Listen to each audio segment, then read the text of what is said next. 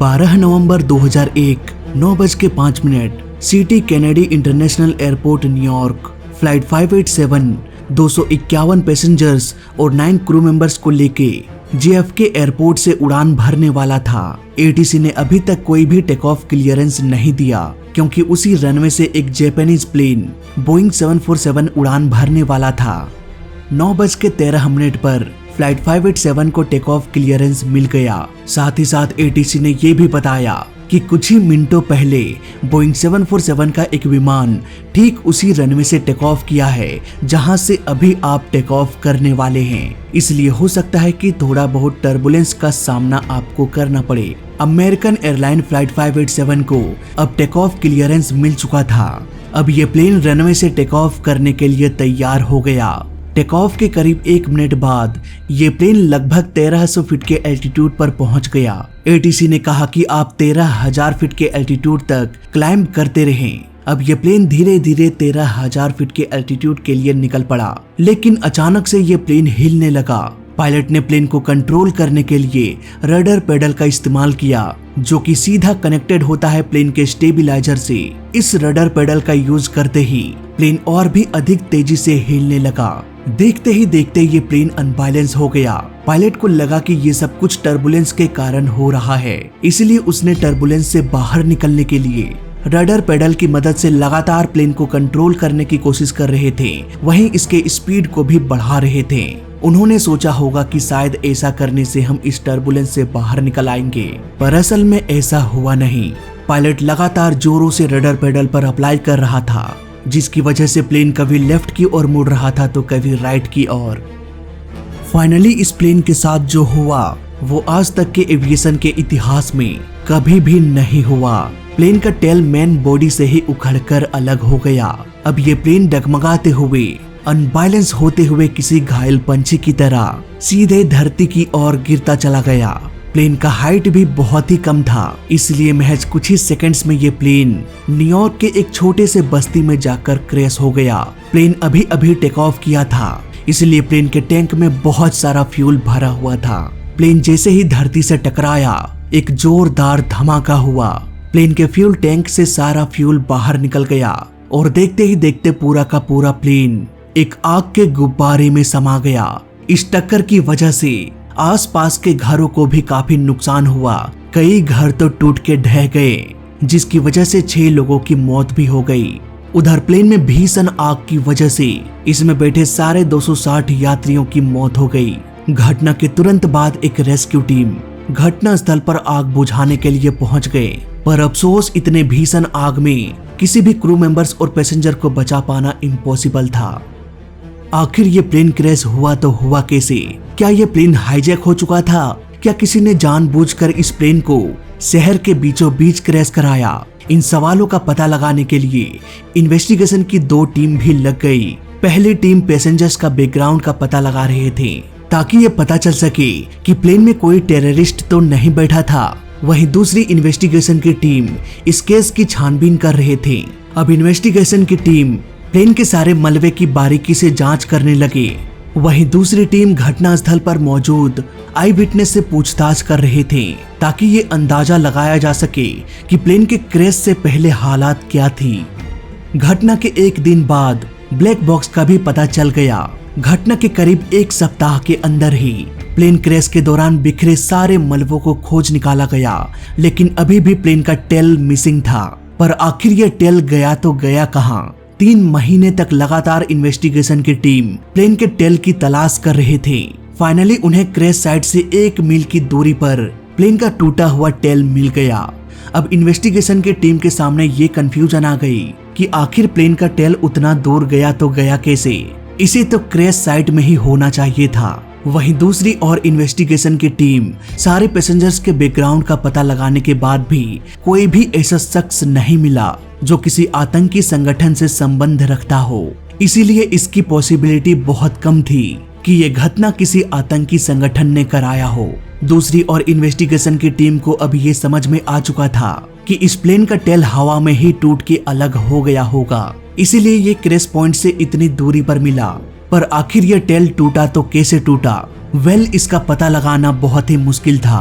क्योंकि प्लेन में बैठा कोई भी शख्स जिंदा नहीं बचा था। कोई भी शख्स ऐसा नहीं था जो ये बता पाए कि प्लेन में अगर टर्बुलेंस था तो वो कितना अधिक था। इन्वेस्टिगेशन की टीम को ये पता था कि फ्लाइट 587 के उड़ान से ठीक पहले एक बोइंग 747 का विशाल विमान उड़ान भरा था। जब भी कोई प्लेन टेक ऑफ करता है तो उसके इंजन से प्रेशराइज्ड गैस बाहर निकलती है जो अपने पीछे के एयर को डिस्टर्ब कर देती है। यहाँ पर अगर कोई दूसरा प्लेन ठीक उसी रनवे से फ्लाई करता है तो उस प्लेन को उसी डिस्टर्ब एयर के जरिए उड़ना पड़ेगा। ऐसे में ये प्लेन टर्बुलेंस में फंस सकता है, प्लेन तेजी से हिलने लगेगा। फ्लाइट 587 से पहले बोइंग 747 का एक विशालकाय प्लेन उड़ान भरा था जिसमें कि 4 इंजन लगा होता है। इसके इंजन से इतनी गैस निकलती है कि आसानी से कोई छोटा प्लेन टर्बुलेंस का शिकार हो सकता है। पर क्या ये टर्बुलेंस इतनी घातक हो सकती है कि ये प्लेन के टेल को भी तोड़ के अलग कर दे? प्लेन का टेल आखिर टूटा तो कैसे टूटा? इन्वेस्टिगेशन की टीम को लगा कि हो सकता है प्लेन के टेल के जॉइंट्स में क्रैक्स आ गई हो जिसकी वजह से ये कमजोर हो गया हो। जब मेंटेनेंस टीम से कांटेक्ट किया गया तो ये पता चला कि हाल में ही ये मेंटेनेंस से आया था, इसलिए प्लेन के टेल में कमजोरी होना ऑलमोस्ट इम्पॉसिबल था। प्लेन के टेल में लगे सारे बोल्ट्स का भी चेकअप किया गया पर वो सारे बोल्ट्स सही सलामत थे, उनमें किसी तरह की कमजोरी या क्रैक देखने को नहीं मिला, यानी कि प्लेन के टेल के जॉइंट में कोई भी प्रॉब्लम नहीं था। इन्वेस्टिगेशन की टीम को ये पता था कि किसी भी तरह का टर्बुलेंस प्लेन के टेल को उखाड़ नहीं सकता। अब एक एक करके धीरे धीरे सारे डाउट्स क्लियर होता जा रहा था। फाइनली पूरा का पूरा शक पायलट पर आकर अटक गया। इस क्रैश के पीछे की वजह ना तो कोई टेररिस्ट निकला और ना ही किसी तरह का manufacturing defect. Flight data recorder के एनालिसिस के बाद इन्वेस्टिगेटर्स को यह पता चला कि पायलट रडर पेडल को गलत तरीके से इस्तेमाल कर रहे थे। पर क्या पायलट के इस बिहेवियर के कारण प्लेन का टेल टूटकर अलग हो सकता है? इसके लिए प्लेन के कॉम्पोजिशन की जांच करना जरूरी हो गया। इसे हम एक छोटे से एग्जाम्पल से समझते हैं। सपोज ये एक पेपर का टुकड़ा है, अगर हम इसे दोनों तरफ से खींचते हैं तो ये थोड़ा सा लंबा हो जाएगा, यानी कि इसके कॉम्पोजिशन में थोड़ा सा बदलाव हो गया। इसीलिए हम इसे खुली आंखों से भी देख सकते हैं, पर मेटल के केस में ऐसा नहीं होता, इसीलिए इसे माइक्रोस्कोपिक लेवल पर जांच करने के लिए भेज दिया गया। जांच के बाद ये पता चला कि प्लेन के टेल के दोनों साइड्स में बेहद ही तेज एरोडायनामिक फोर्स को झेला था। ये फोर्स इतना अधिक था कि आसानी से ये टूटकर अलग भी हो जाए। आखिर शक यकीन में बदल ही गया। सारे सबूत इसी और इशारा कर रहा था कि हो ना हो किसी वजह से ही प्लेन का टेल टूटकर अलग हुआ। ये सारे रिपोर्ट ब्लैक बॉक्स के डाटा से मेल खा रहा था। पायलट ने ही गलत कदम उठाया था, उन्होंने ही रडर पेडल को गलत तरीके से यूज किया और इतना बड़ा हादसा हो गया। आइए इस पूरी घटना को एक सीक्वेंस में समझते हैं। टेक ऑफ के 1 मिनट और 40 सेकंड बाद ये प्लेन अनबैलेंस हो गया। पायलट ने प्लेन को कंट्रोल करने के लिए फुल रडर का इस्तेमाल किया, जो कि पायलट की पहली गलती थी। पायलट ने इस टर्बुलेंस से निकलने के लिए प्लेन का स्पीड बढ़ा दिया। ये करना पायलट की दूसरी गलती थी।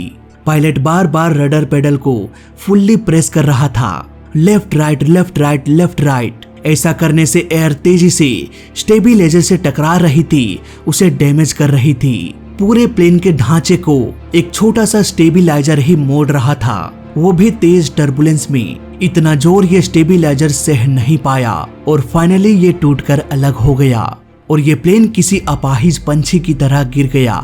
जब कभी भी कोई प्लेन किसी टर्बुलेंस में घुस जाता है तो जबरदस्ती प्लेन को कंट्रोल नहीं किया जाता। अगर पायलट को ये पहले पता चल जाए कि आगे टर्बुलेंस है तो पायलट को पहले ही दूसरे डायरेक्शन में ले जाना चाहिए था। लेकिन अगर पायलट को ये पता ना हो कि आगे टर्बुलेंस है और ये किसी टर्बुलेंस के अंदर घुस जाए तो कभी भी प्लेन को टर्बुलेंस से बाहर निकालने की कोशिश नहीं करना चाहिए। टर्बुलेंस एक नेचुरल फिनोमिना है और नेचर के खिलाफ कभी नहीं जाना चाहिए। अगर ये प्लेन टर्बुलेंस से होते हुए उड़ता जाता तो कुछ ही मिनटों में ये टर्बुलेंस से बाहर भी आ जाता, लेकिन पायलट जबरदस्ती प्लेन के टर्बुलेंस से बाहर आने की कोशिश करने लगी।